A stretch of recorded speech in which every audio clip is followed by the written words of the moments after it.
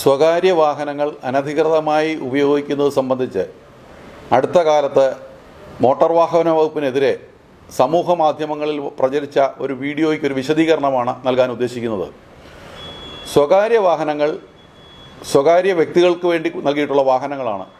അവ മറ്റൊരാൾക്ക് പ്രതിഫലത്തിനോ വാടകയ്ക്കോ നൽകുകയാണെങ്കിൽ നിയമപരമായി ആ വാഹനത്തിന് ഇൻഷുറൻസ് പരിരക്ഷ ലഭിക്കുകയില്ല. മാത്രമല്ല, മോട്ടോർ വാഹന വകുപ്പ് സെക്ഷൻ 66-ൻ്റെ 66 വയലേഷനും 56-ൻ്റെ വയലേഷനുമാണ്. 66 എന്ന് പറഞ്ഞു കഴിഞ്ഞാൽ ഒരു വാഹനം മറ്റൊരാൾ വാടകയ്ക്കോ പ്രതിഫലത്തിനോ ഉപയോഗിക്കുമ്പോൾ അതിന് പെർമിറ്റ് ഉണ്ടായിരിക്കണം. അതുപോലെ 56 അനുസരിച്ച് ഇപ്രകാരമുള്ള ട്രാൻസ്പോർട്ട് വാഹനമായി ഉപയോഗിക്കുമ്പോൾ അതിന് ഫിറ്റ്നസ് സർട്ടിഫിക്കറ്റ് ഉണ്ടായിരിക്കണം. ഇതുകൂടാതെ ഈ വാഹനത്തിന് ഇൻഷുറൻസ് പരിരക്ഷയും ലഭിക്കുന്നതല്ല. കൂടാതെ 192 സെക്ഷൻ 192A പ്രകാരം ഈ ഒരു സ്വകാര്യ വാഹനം വാടകയ്ക്കോ പ്രതിഫലത്തിനോ ഉപയോഗിക്കുന്നതായി തെളിഞ്ഞു കഴിഞ്ഞാൽ ആ വാഹനത്തിനെതിരെ പെർമിറ്റ് ഇല്ലാത്തതിനും ഫിറ്റ്നസ് ഇല്ലാത്തതിനും കൂടാതെ ഇപ്രകാരം വാഹനങ്ങൾ ദുരുപയോഗം ചെയ്യുന്നതായി തെളിഞ്ഞു കഴിഞ്ഞാൽ മോട്ടോർ വാഹന വകുപ്പ് സെക്ഷൻ 53 അനുസരിച്ച് വാഹനത്തിൻ്റെ രജിസ്ട്രേഷൻ റദ്ദാക്കാനും വകുപ്പുണ്ട്. ഇത് സംബന്ധിച്ച് വളരെ വ്യക്തമായി ബഹുമാനപ്പെട്ട സുപ്രീം കോടതിയുടെ ഒരു വിധി 1967 തന്നെ ഇറക്കിയിട്ടുള്ളതാണ്. ഇതിലെ പ്രധാന ഒരു ഉദ്ദേശമെന്ന് പറഞ്ഞു കഴിഞ്ഞാൽ സ്വകാര്യ വാഹനങ്ങൾ സ്വകാര്യ വ്യക്തികൾക്ക് മാത്രവും ടാക്സി പ്രസ്ഥാനം എന്ന് പറഞ്ഞു കഴിഞ്ഞാൽ ഒരു ഉടമയും ഒരു ഡ്രൈവറും അതുകൊണ്ട് ജീവിക്കുന്നവരുമാണ്.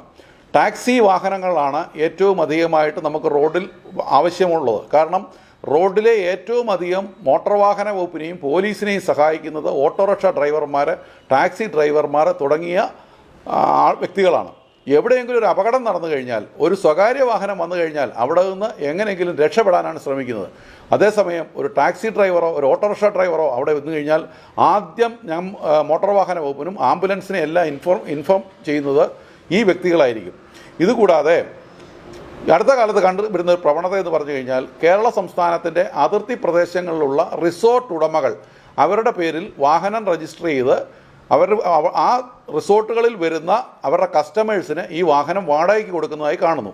ഇതിൻ്റെ പ്രധാന ഉദ്ദേശം എന്ന് പറഞ്ഞു കഴിഞ്ഞാൽ അതിർത്തി പ്രദേശത്തുള്ള റിസോർട്ടാകുമ്പോൾ മറ്റ് അന്യ സംസ്ഥാനത്തേക്ക് പോകുവാൻ ഈ സ്വകാര്യ വാഹനങ്ങളെ പരിശോധന കുറവായിരിക്കും.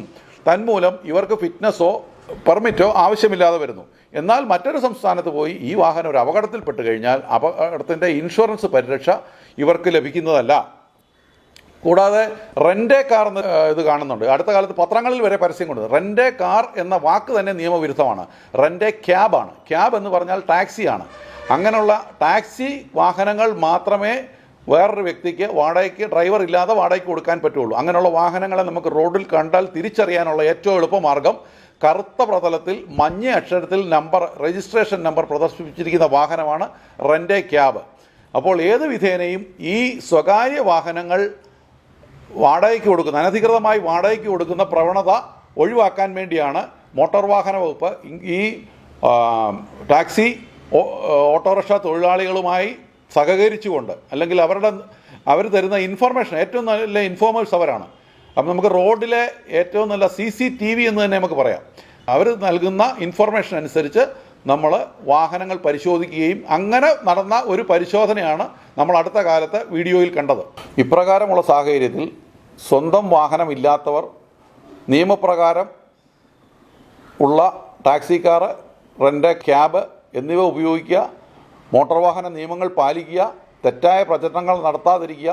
ഇതായിരിക്കും ജനങ്ങളുടെയും വാഹനം ഉപയോഗിക്കുന്നവരുടെയും സുരക്ഷയ്ക്ക് ഏറ്റവും അഭികാമ്യം.